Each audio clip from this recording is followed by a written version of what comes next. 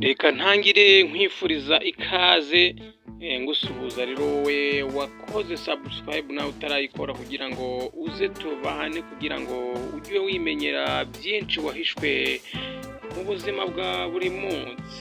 Ubu rero ngiye kukwereka ibisobanuro by'ibimenyetso bikoreshwa cyane cyane n'abakomeye mu gutanga ubutumwa. Ibisanzwe rero abanyapolitike n'abandi bantu bakomeye bakunze kugaragaza mu ruhame cyangwa se bari gutanga ubutumwa, bakagaragaza rero ibimenyetso bigiye bitandukanye igihe bari gutanga imbwirwaruhame yabo. Abahanga rero bagaragaza ko uburyo bwo gutanga ubutumwa hakoreshejwe ibimenyetso by'umubiri umuntu atavuze rero byihariye 50%. Mu gihe rero ijwi cyangwa uburyo witwara wivugira cyangwa se ugaragara imbere y'abantu ukoresheje umunwa ari 10%. Dukunze rero kubona abanyapolitike cyangwa abandi bantu bakomeye batanga imbwirwaruhame ariko banakoresha ibimenyetso by'amarenga. Ibimenyetso rero akenshi biba bigaragaza ko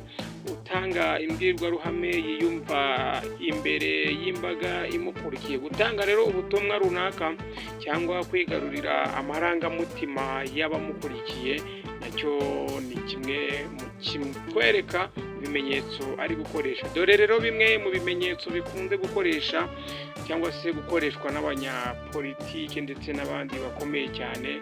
Sobanukirwa ibisobanuro byabyo. Ikimenyetso rero cyitwa gupepera hakoreshejwe ikiganza. Iki ni ikimenyetso rero cyo kwerekana ubucuti hagati y'umuyobozi ndetse n'abo ashaka guha ubutumwa kugira ngo bamwisangemo n'ibyo ashaka kubabwira babyakire neza. Ikindi kimenyetso ni ugufunga igipfunsi ukuboko ukwerekeje ku bagukurikiye. Iki kimenyetso nacyo rero gisobanuye ko umuyobozi ugikoresha aba afite ingingo runaka yihariye kandi y'ingenzi ashaka kugeza ku bamukurikiye kandi igomba kumvikana cyane. Iki kimenyetso kandi kinafite rero ibisobanuro kimwe no kuzamura intoki eshatu maze urw'igikumwe na mukubita rukoko zigafatana zigakora akaziga. Aha rero umuyobozi aba ashaka ko abamukurikiye batekereza cyane ku cyo agiye kubabwira. Ikindi kimenyetso ni ukurambura amaboko yombi, ibiganza rero byerekeje hejuru. Ibi rero bimenyetso nabyo bisa nkaho ari kwa kundi padiri arambura ibiganza asoma misa, cyangwa se iki kimenyetso cyerekana ko umuyobozi cyangwa undi ugiye gutanga imbwirwaruhame muri we yemeye kwirekura kandi akaba umunyakuri mu byo ari buvuge. Ikindi kimenyetso rero ni ukurambura amaboko, ibiganza ubyerekeje hasi. Iki rero nacyo ni ikimenyetso cyerekana icyizere n'ububasha umuyobozi afite, gishobora kuba kandi kigaragaza ko ushingiye ku cyizere gihambaye utagomba kwemera ibitekerezo by'abandi kabone n'iyo baba bakurusha rero ububasha. Ubusanzwe iki kimenyetso rero gikoreshwa mu guturisha abaguteze amatwi. Ikindi kimenyetso rero ni ukuzamura igipfunsi. Iki kimenyetso nacyo rero kuzamura igipfunsi cy'ukuboko kw'iburyo gisobanura ko ibi twabikora. Aha rero umuyobozi aba atanga icyizere mu buryo avuga ko ibyo agiye kuvuga babishobora. Gishobora rero no kuba ikimenyetso cy'uburakari n'umujinya ku bayobozi bamwe na bamwe. Kuzunguza rero intugu nacyo ni ikimenyetso kivuga umuntu azunguza rero intugu mu ruhame, byerekana ko uri mu kiganiro runaka cyangwa uri gutanga imbwirwaruhame adatuje muri we. Ibi rero bikaba byagaragara nko gutsindwa. Ikindi kimenyetso ni ugufunga ikiganza cyangwa se gufunga ikiganza cy'iburyo gifashe ku gituza ku gice rero cy'umutima. Ni ikimenyetso rero gisobanuye ko umuyobozi ibyo avuga mu ruhame biba bivuye ku mutima cyangwa yemeranya n'ikintu runaka. Ikindi kimenyetso ni ukuzamura ikiganza ariko gihengamye. Aha rero uvuga aba yarambuye intoki asa naho yerekana abamukurikiye, abereka inzira.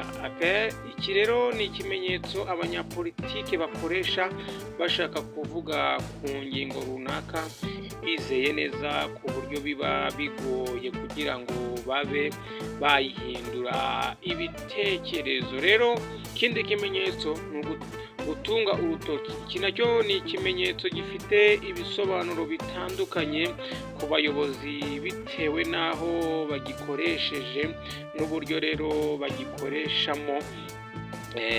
Gutunga urutoki rero bishobora gusobanura ko umuyobozi atemeranya n'igitekerezo runaka mu buryo bweruye, bikamutera uburakari rero mu maso ye agahinduka. Iki rero ni kimwe n'uko bishobora gufata ikimenyetso rero cyo kumva utuje muri wowe kandi wifitiye icyizere, nk'uko tubibona bamwe mu bayobozi batunga urutoki mu bantu mbere yo gutangira kuvuga.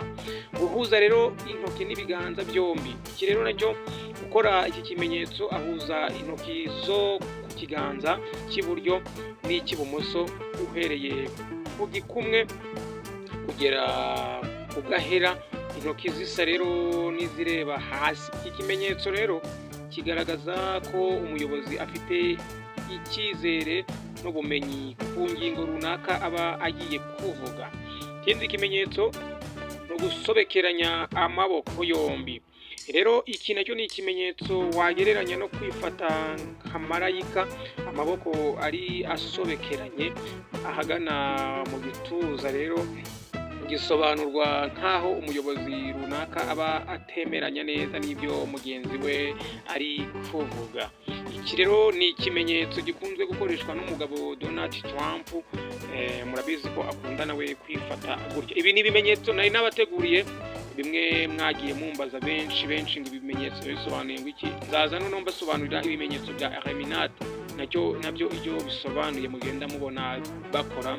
Ibyo bimenyetso byose nzabibasobanurira. Niba mushaka ko mbibasobanurira, comment ni izanyu kabisa kugira ngo nzabibasobanurire mu kiganiro gitaha. Njye nari Emmanuel, iyi ni Newsline Rwanda.